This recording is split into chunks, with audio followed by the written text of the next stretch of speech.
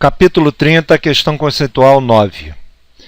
As duas esferas metálicas da figura Q30.9 estão conectadas por um fio de metal com um interruptor no meio.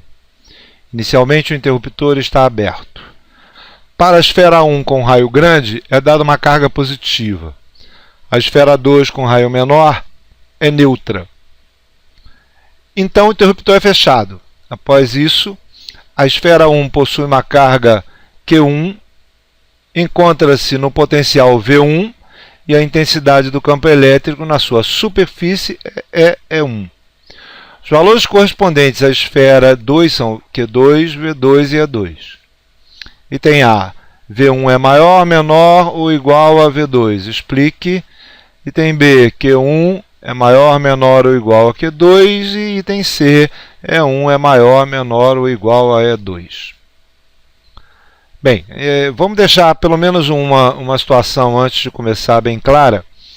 É o seguinte, que quando a gente tem as esferas condutoras, a gente sabe que as cargas sofrem ação externa de um campo elétrico externo, elas sempre vão se reposicionar por causa desse campo elétrico. As cargas só ficam distribuídas homogeneamente em sua superfície se eu não tiver influência nenhuma externa. Então, quando a gente liga o interruptor e as cargas se distribuem nas duas esferas, se uma estiver próxima à outra, uma vai gerar campo elétrico na outra. Então, consequentemente, eu vou ter uma redistribuição de carga e essa carga deixa de ter uma distribuição homogênea. Então, para deixar bem claro, esse problema só é possível, já que ele está colocando o campo elétrico E1 na esfera 1 e o campo elétrico E2 na esfera 2, só é possível se a distância entre as esferas for suficientemente grande para que a influência seja desprezível de uma para a outra. Então, simplesmente o fio, o que ele faz é passar cargas de uma esfera para outra, por um motivo muito simples. Quando eu ligo o interruptor, eu tenho carga na esfera 1 e não tenho carga na esfera 2. Ligando o interruptor, eu tenho, na verdade, um campo elétrico gerado entre uma e outra. Então, as cargas vão se distribuir até que esse campo elétrico fique zero em todo o condutor. No problema específico, o que a gente tem? Liga o interruptor, o campo elétrico ele vai passar cargas para a esfera 2. Então, eu vou ter uma quantidade de carga positiva até que o campo elétrico seja zero. O que significa o campo elétrico ser zero? Diferença de potencial igual a menos a integral de E escalar dr. Se o meu campo elétrico é igual a zero, minha diferença de potencial é igual a zero. Então, se o campo elétrico é zero na esfera 1, em todo o fio, em todo o fio ligado às duas esferas e na esfera 2, significa de cara, respondendo o item A, que o potencial na esfera 1 é igual ao potencial na esfera 2. Os potenciais não podem ser diferentes. Se eles forem diferentes, eu tenho uma diferença de potencial. Se eu tenho diferença de potencial, eu tenho campo elétrico. E esse campo elétrico vai fazer mover as cargas no fio, passando cargas de um lado para o outro. As cargas só vão estar em estado estático quando o potencial for o mesmo em todo o condutor. Isso é, na esfera 1, no fio e na esfera 2. O potencial é igual. Isso de cara já explica o item A. Ok? Bem, o item B. E as cargas? São menores, maiores ou iguais? Ora, se o potencial é o mesmo e são duas esferas, a distribuição vai ser homogênea na esfera e a esfera da sua superfície para fora se comporta como uma carga pontual. Então, o potencial na esfera 1 é K vezes Q1 sobre R1 e o potencial na esfera 2 é K Q2 sobre R2.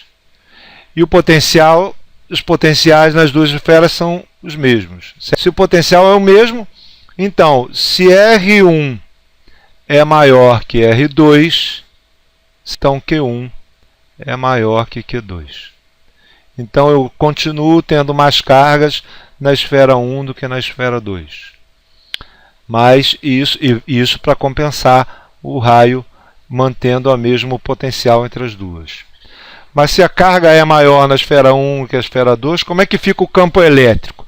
É claro que, vamos deixar bem claro, ele está falando do campo elétrico na superfície imediatamente do lado de fora. Isso é, numa distância infinitesimal entre a superfície e o lado de fora. Porque a gente sabe que para o lado de dentro o campo elétrico é zero. O campo elétrico é zero dentro do condutor, mas o que eu estou falando, o que ele está falando do E1 é um pontinho do lado de fora da superfície.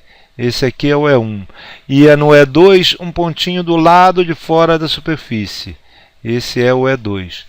E nesse caso, levando em conta o item C, o meu campo elétrico é simplesmente KQ1 sobre R1 ao quadrado, é o campo elétrico imediatamente do lado de fora da esfera 1, pertinho da superfície.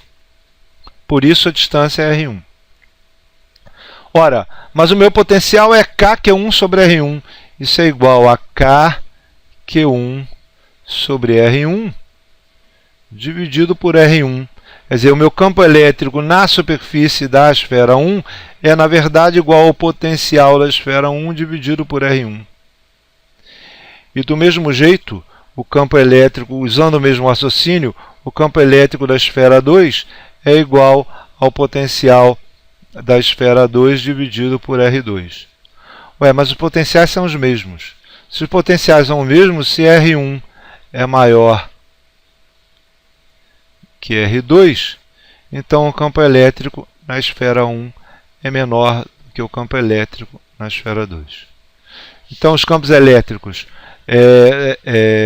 para manter o mesmo potencial, os campos elétricos imediatamente do lado de fora das esferas, da esfera 1 é menor do que o campo elétrico da esfera 2.